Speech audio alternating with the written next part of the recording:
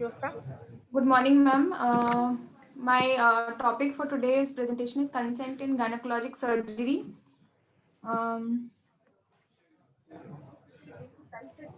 just a brief outline. These are the headings under which I'll be talking about the definition of consent, a history of consent, types of consent, the different, what are the parts of a consent, falsies, limitations, any disclosures in a consent, exceptions to a consent, refusal, the place of consent, and some special consents. So, word about history of the consent. So, consent, the Hippocratic Oath is the first document was a Hippocratic Oath that was a 500 BC document which talked about consent, and that time they gave guidelines for the for the conduct of medical professionals. That time, physicians used to conceal information from the patient, citing best care, that is doing good. So they did not reveal all the information to the patient. The rationale of beneficence was used, that is, doctor knew better than the patient and therefore should direct patient care because patient is not likely to have better ideas than the doctor. So that rationale of beneficence was used that days, and also promise of cure to every patient was rationalized, and accepting that the physician could lie or withhold information on the premises of providing better treatment. In 18th century, Benjamin Rush said that doctors ought to share as much information as possible with the patients. Thomas Percival, in his book Medical Ethics, said that patients have the right to truth. In 1847, American Medical Association published the first edition of American Medical Association Code of Medical Ethics. The first informed consent was the first informed consent laws were made by Jerry Canterbury.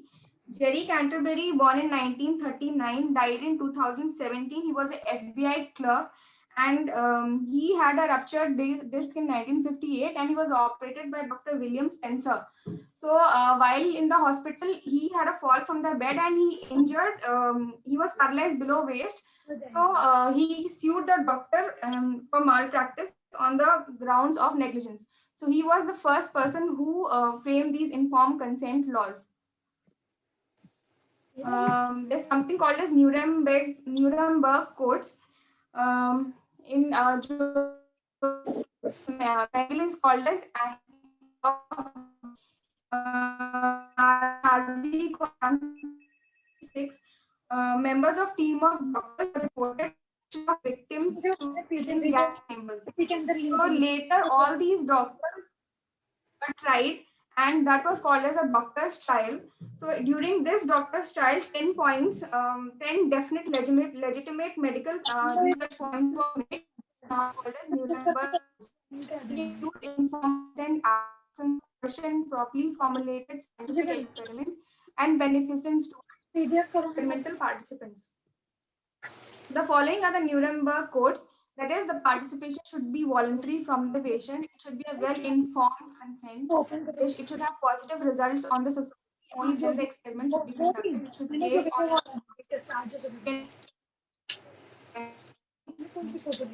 it is not to be conducted when it has a risk of death or a disabling injury. It should be social and not exceed the expected humanitarian benefits. It should be aimed to protect the subject. Staff must be fully trained and qualified.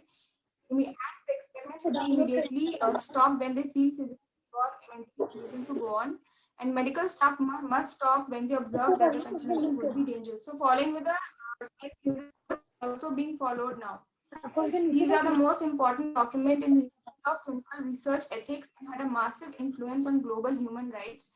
Nuremberg Code and Declaration of Helsinki regulations issued by United States Department of Health and Human Services for ethical treatment of human subjects. Medical practice today is not simple because of many factors impinging on the doctor-patient relationship. So, ma'am, of informed consent. Informed consent is a legal doctrine that requires physician to obtain consent for treatment, whether it is diagnostic or therapeutic, medical or surgical, invasive or non-invasive. and without it, the doctor can be held liable for violating the patient's rights, regardless whether the treatment was appropriate and rendered within the standard of care. Informed consent, the term was first used by attorney Paul G. Gebhard in medical malpractice court case in United States in 1957. It is a written, signed, and dated vital document in patient's record.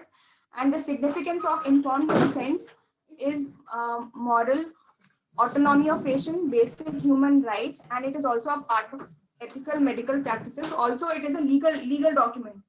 So that is why it is important. Any act which is done without permission is classified as battery, and it will come under physical assault, punishable excluding emergency life-saving procedures like cardiopulmonary resuscitation. A survey done by ACOG in 2003 said that failure to provide informed consent was primarily charged in 2% of malpractice claims. Informed consent should never be confused with a mere signing of a consent sheet. Types of consent. There are two types of consent, implied and expressed. The express consent can be again verbal consent, written consent, gesture, written and witnessed. So ma'am, implied consent, when a patient enters a doctor's OPD and expresses his or her problem for examination and routine investigation, is that it's a type of implied consent. And a person's behavior indicates that she is willing for examination. It is limited to ordinary forms of treatment or investigations. The next type of consent is express consent, when doctor has to get consent from a patient after explaining what he has to do and its implication, and it must be obtained in presence of a third party.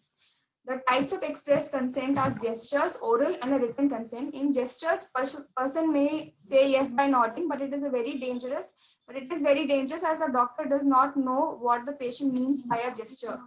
Oral consent, patient expresses his willingness by word of mouth. A written consent is when patient expresses his willingness by putting signature on the form provided by the institution. Written consents are better in situations involving high-risk interventions, surgeries, and long follow-ups. Some hospitals follow a blanket consent, that is a broad-based consent to do whatever is necessary, and it also protects the surgeon in many unforeseen complications that may occur. Parts of a consent, the three parts of a consent: the disclosure, capacity, and voluntariness. Ma'am, there are three parts of consent: disclosure, capacity, and voluntariness. In disclosure, it is an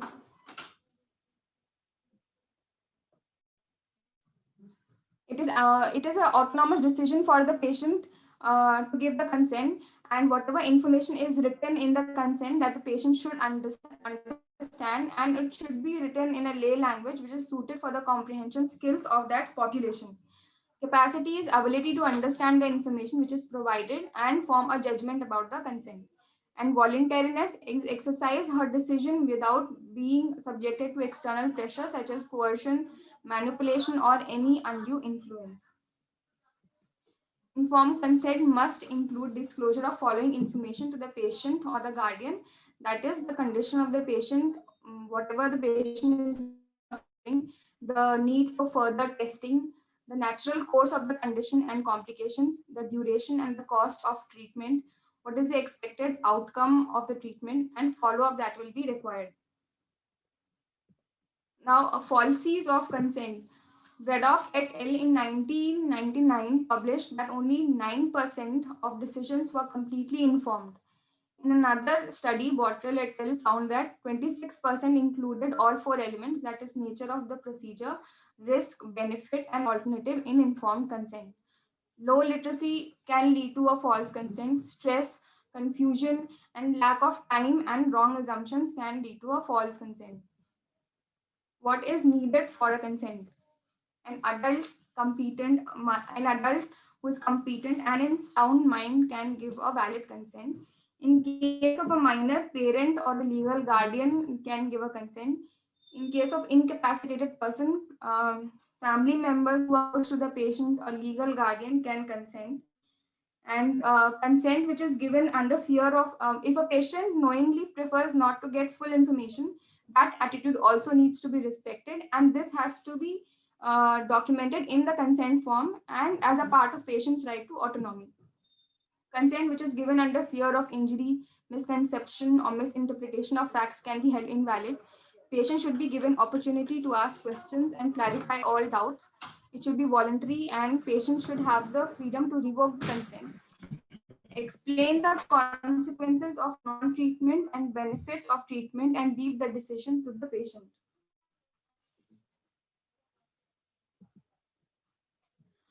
There's a word called informed refusal. That is, if a patient refuses due to personal reasons, it must be documented clearly. And DAMA, that is discharge against medical advice, also falls into this category and needs to be properly documented. Withdrawal of consent. Some patients can withdraw consent at any time. So doctors should stop the treatment except in cases of life-threatening conditions.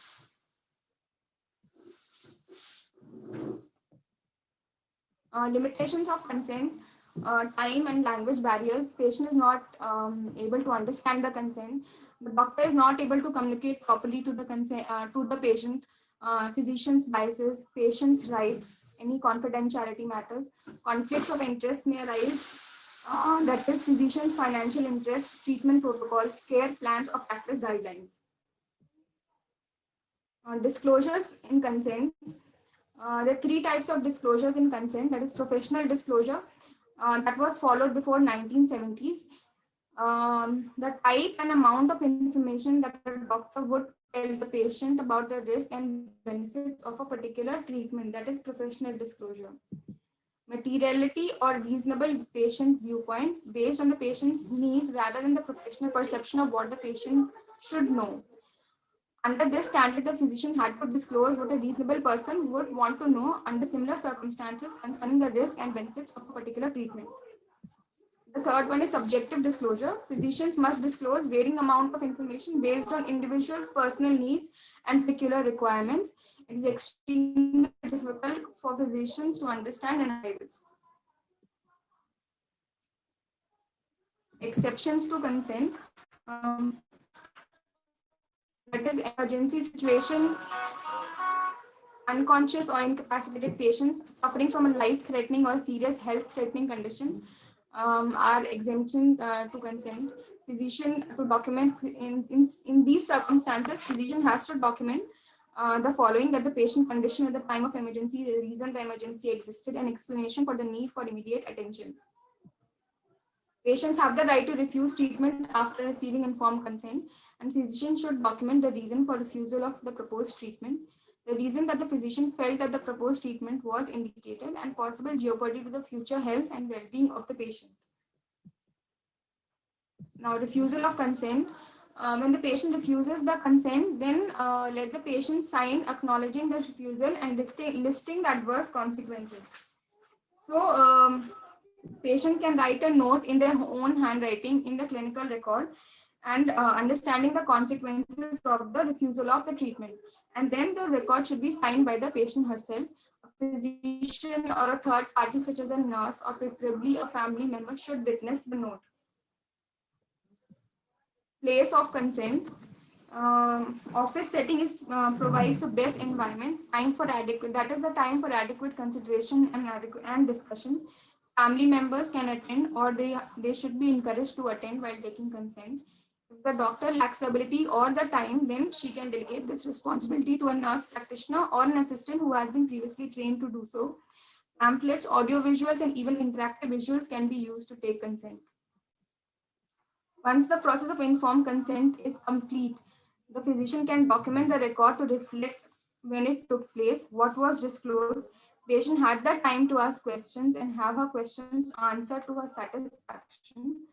The patient then requested the proposed treatment. Less well-informed patients are more likely to have unrealistic expectations and sue. The best protection to a malpractice claim may come from taking full advantage of the legal doctrine. The common misunderstandings in consent. Consent that is not fully informed is not informed consent. Consent is not a piece of paper. A signature on form is informed consent. These are the common misunderstandings. Consenting a patient is impossible. It is a patient that has to consent and not the doctors. Parts of a consent. Informed consent has 6 areas, 6 parts: diagnosis, the nature and purpose of the procedure, risk of the procedure, likelihood of success, reasonable alternatives, prognosis if the treatment is refused.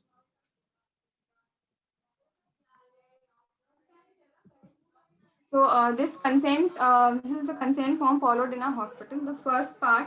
Uh, the first part is the name and identification of the patient. The first line tells about the nature and the purpose of the procedure. The second point talks about the prognosis and any unforeseen complications and any alternative methods of treatment which are available. The third point tells about the same prognosis and any unforeseen conditions that may arise. The fourth point talks about administration of drugs, blood transfusions, and its complications. The fifth point is about the comorbid conditions. The sixth point, that is the most important part of the consent, is the complications, and this part is which is usually missed. This is the backside of the consent. The point number 10 tells about consent for photography and any video recording. Point 11 tells about consent for disposal of any medical waste. And then the patient's signature on the right hand side, and relative and witness signature on the left hand side. Below, the surgeon has to sign with name and designation, date and time.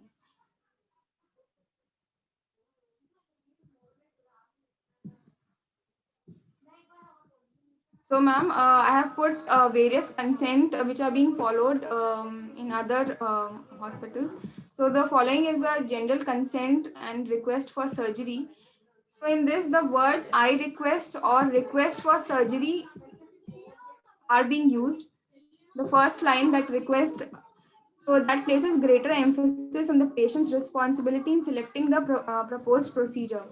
The general risk of surgery covers risk from any surgical procedure and anesthesia. The general risk of surgery should include all like infection, allergic reaction, disfiguring scars, severe loss of blood, loss of function or any limb, paralysis, paraplegia. And another important sentence which has to be included here is may include but are not limited to such complications as has been added here. Below it, alternative forms of treatment which are suited for that procedure can be mentioned. Um, Space is provided to list any additional materials that the patient was given. If a claim arises, the physician can then explain to jury the same material in his or her defense to show that a reasonable person was properly informed. These consent describe each procedure in words that a patient can comprehend easily. The language level of an individual with a sixth grade education. Each form covers the risk and complications as well as alternatives that apply to the specific procedure along with general risk of surgery. The consent for DNC, hysteroscopy, and cervical biopsy. Um, in this, the first part is about the identification and the name of the procedure. The second part talks about the general risk of surgery and the important complications pertaining to DNC, like perforation of the uterus, and cervical biopsy, that is a failure to get pregnant or carry a pregnancy to term, and injury to cervix, uterus, tubes, and bowel.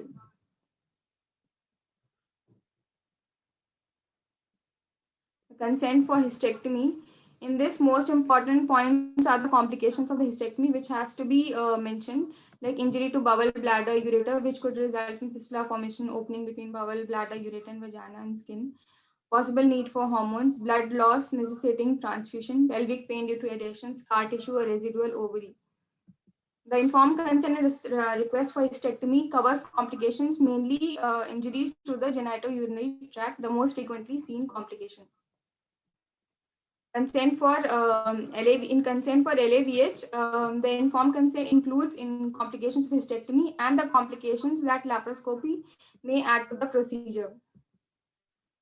So the highlighted points mainly tells about the consent of the lab or the LAVH, that is injury to blood vessels, bowel, bladder, ureter, injury to bowel, bladder, ureter, which could result in fistula formation, need for colostomy as a second operation to repair, possible need for hormones, any blood loss necessitating transfusion, embolism, hernia in the incision site, necessity for exploratory laparotomy is mentioned. Then consent for sterilization. In this,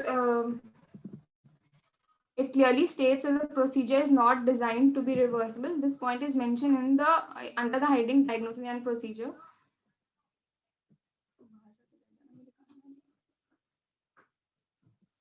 Many patients have a sterilization procedure performed in their 20s, and in this age of divorce and remarriage later request that the sterilization be reversed. So when the procedure cannot be reversed, patients may sue with a claim of lost opportunities.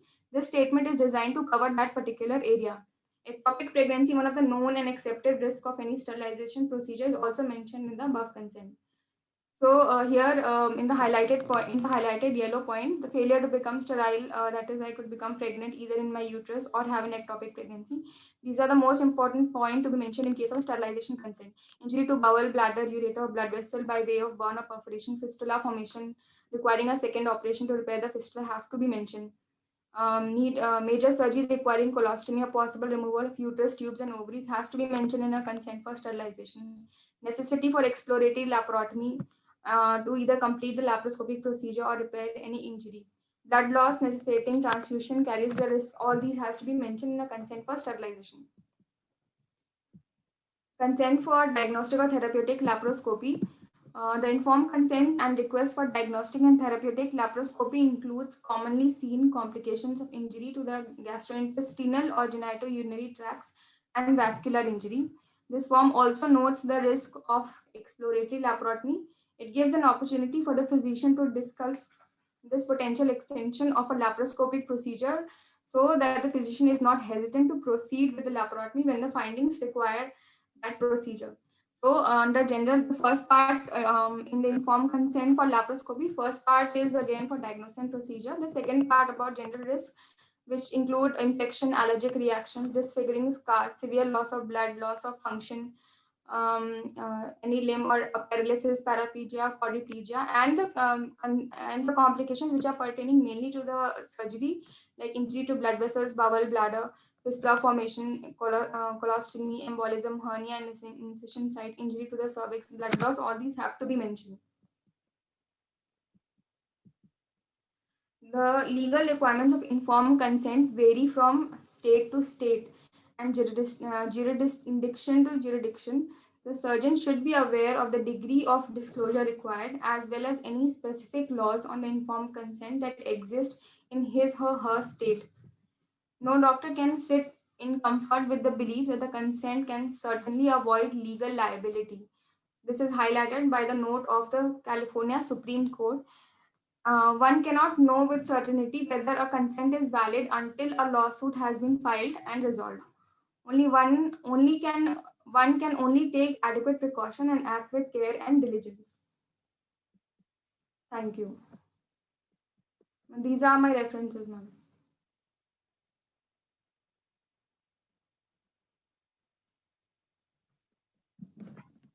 Thank you, Jyotsna. Yes, ma'am. Hello, Hanji. Can you hear me? Yes, ma'am. Thank you, Jyotsna. That is very well written and very well presented. Thank you, ma'am. I would request all the PGs to react to this now. PGs, please react.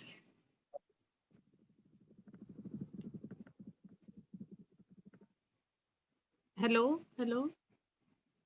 So, Jyotsna, you have very rightly said that, and this class or this topic I had specifically chosen to drive home the points which you have very nicely maintained, that you have to, first of all, talk in the language the patient understands. Yes, ma'am. Because there has been a court case where it was spoken in a particular language and the patient said, I was told in this particular language, I am not well versed in this language, and the doctor was sued and the patient won the case. Yes, ma'am. So this is very important point. You have parts of the consent which you have written. very nicely that it should be in the language the patient understands. Then you must disclose the diagnosis. You must disclose the alternative treatments. Okay, that if you don't do a hysteroscopy, I mean hysterectomy, you can take a Mirena or medical management. That has to be very nicely. Just show that slide which you have written, the components of a consent form. I think, Dr. Geeta, we can also write in the language understandable by me or us. Even Absolutely. if we are using another language, I mean, if we are Yes. using English, we should write Yes. that it is understandable by them in their Yes, own language. absolutely. So we have to be careful about that. So that is what. And in not this parts of a consent, you have to say the diagnosis, the alternatives. This is a very well chosen topic which has never been Yeah, covered, and because it's no, so Kanika, relevant. I wanted the residents, I know they with don't ma'am understand and all, the how we have been significance. grilled to take हमारा जो Yeah, ordinary consent के अलावा याद है हम लोग एक अलग से yeah, 2 पेज का handwritten जो अलग से लेते हैं, लेते थे हाँ. that I, And Mrs. that's So and very, so very wife, we important. have been explained that my wife is a case of heavy menstrual bleeding. She हाँ, needs this operation. See, just exactly like this. These are the हाँ, risks. These are the 10% success, 20%. Then I've been given the option of Mirena and I refuse. So you see, हाँ, these 6 points, these six हाँ, areas, all हाँ. PGs must, because today they It are has to PGs, be tomorrow engraved they are into their minds. consultants. Yeah. Tomorrow they are consultants, so they must, these 6 points have to be very nicely done. Number Any one. Number shortcut two, here will get anybody into trouble. yes. And number two, Josna, I think mentioned about the ovaries. We always like to write that in my view of my age, I have been explained the pros and cons of ovarian removal versus preservation. So I think that point you didn't mention in hysterectomy. Yes, Ovary ma'am. removal and preservation must be mentioned because tomorrow, if you preserve and we've had patients who came back with big cysts, and then we had this consent and they said, look, we told you, you have to go 6 monthly CA 125 ultrasound. So that is how we were saved from a court case. Yes, ma'am. Otherwise, they can say, why do you need to remove? But because we had taken the consent that it can be due to, she may have a cyst or malignancy, so we were safe. So these consent forms, this is a request to all PGs, please ratto this Jyotsna's presentation, all the things she has written that I request doctor, hum to request nahi likhte. I think this consent form she has taken from somewhere else. Our consent forms are little different. That we have, the Gangaram consent form is little different where it is written that I understand, undersigned patient, authorize, not request. The other consent form Josna said is request. We in Gangaram write that we authorize Dr. So and so. And also, if you notice, one of the columns is taking the video, because tomorrow we present these videos in conferences. That is also giving consent that you can use for academic purposes. So this is a very important, comprehensive point done by Gangaram people. This consent form, and there has been a short note on consent form in gynecology. Okay, so it's very important that these points are all well understood, and I must congratulate Mala for organizing this very nice seminar by Jyotsna. And I hope Tablets India will put it on the YouTube. I think you will have a lot of hits for this lecture of Jyotsna. Sure, ma'am. Definitely, we'll do it, ma'am. And I think all the previous ones, you keep it on the YouTube or you remove it? No, no, ma'am. It is there, ma'am. It is there in the same link. Okay, because then we can start spreading. I think I can request Dr. Mala to start putting in the AOGD thing that Gangaram, because of late our PGs are doing excellent work. So I think Dr. Mala can even announce in the executive committee that all PGs can go to YouTube and listen to Gangaram lectures. Yeah, that videos will be available in the same link, ma'am. Very good, very good. Thank you Thank everybody. you. Thank you. PGs can ask questions, please. This is a very, very well chosen topic and Very relevant very and important. Very important. very I hope important. they understand the importance of this. Kanika actually अभी छोटे हैं ना, अभी नहीं important, इनको 15-20 हाँ. साल बाद याद आएगा ये lecture when they are in the नहीं court of doctor law. Geeta, ऐसा नहीं है. हमने छोटे से ही लर्न करा. It is the attitude. If they really want to attitude. learn, I think this has to be a part and parcel of their learning. training. Consent That's is why I'm very asking important. PGs should ask questions. I don't think any PGs are there to ask questions. Please ask questions to Josna. PGs, please ask questions.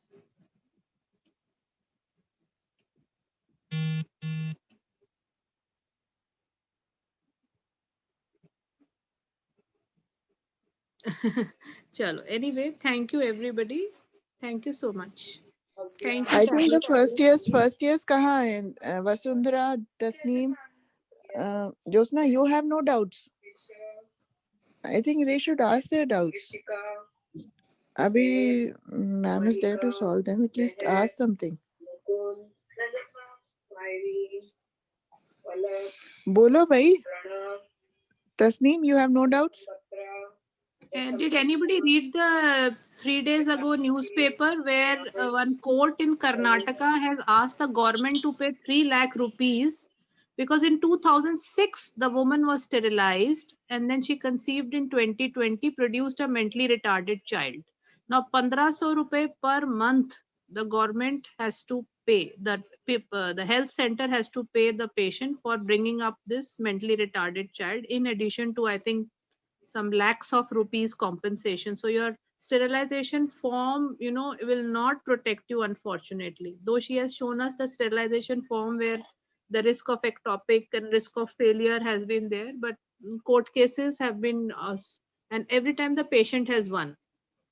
So I think, Kanika, this is one area where it is better we start doing self-injectomy and start cauterizing the cornu or something like that. Because sterilization cases, we doctors always lose in the court. Even though the consent says, show the consent of sterilization, Josna.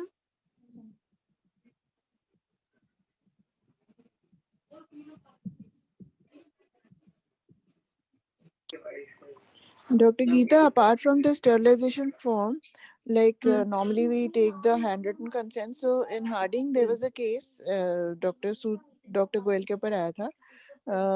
There was a case in which I had taken a handwritten consent in Hindi as well as in English.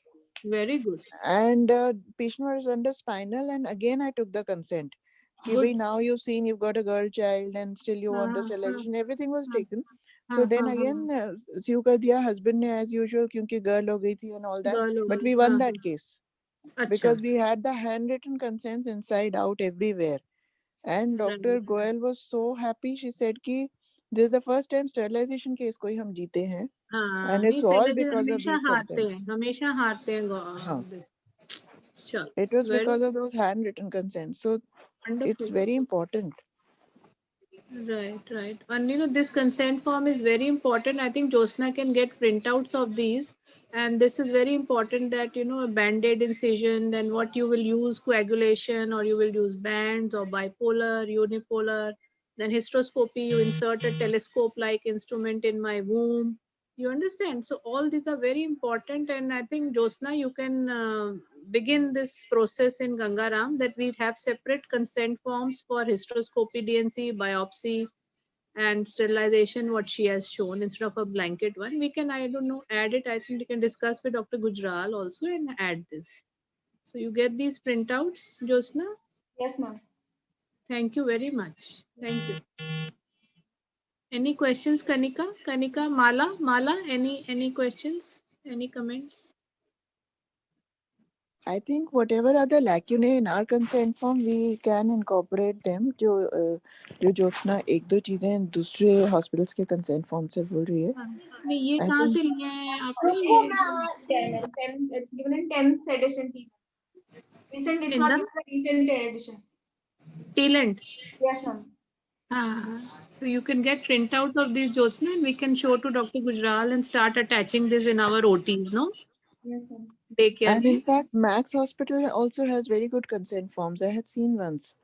Achha. So we can also take some ideas from them. Take some ideas, yeah, right. And it is very important for PGs to understand that what is a consent, what is an informed consent, and what's an emergency consent. Patient is collapsed, pulseless, BP-less, ruptured ectopic. You can just rush her with your consent and the DMS's consent. I hope the PGs know that. कोई PG है भी? हाँ ना? Hello, ma'am. Yes, ma'am. Any PGs are there listening or not? Yes, ma'am. The Pooja is there. Tasneem is there. So are they listening or not listening? Yes, ma'am. Vasundhara, Shweta, everybody is there. Nobody is responding. Na? Looks like only Kanika, me and Vasundhara, Josna are having a class. We are listening, ma'am. So you have any queries, questions? No, ma'am. She has explained very well. So you have to follow this all your life, beta. Okay? Yes or no? This is very important for your medical legal safety. Yes, ma'am. Yes, ma'am. Yes, ma'am. Especially removal of ovaries have to be consented. Risk of injury to bladder, you might have to do colostomy. All these have to be documented. You may, injure the bladder, bowel. Isn't it so? Yes, ma'am. Yes, ma'am. Okay. Thank you, everybody. Thank you, Thank you, Mala. ma'am. Thank you, everyone.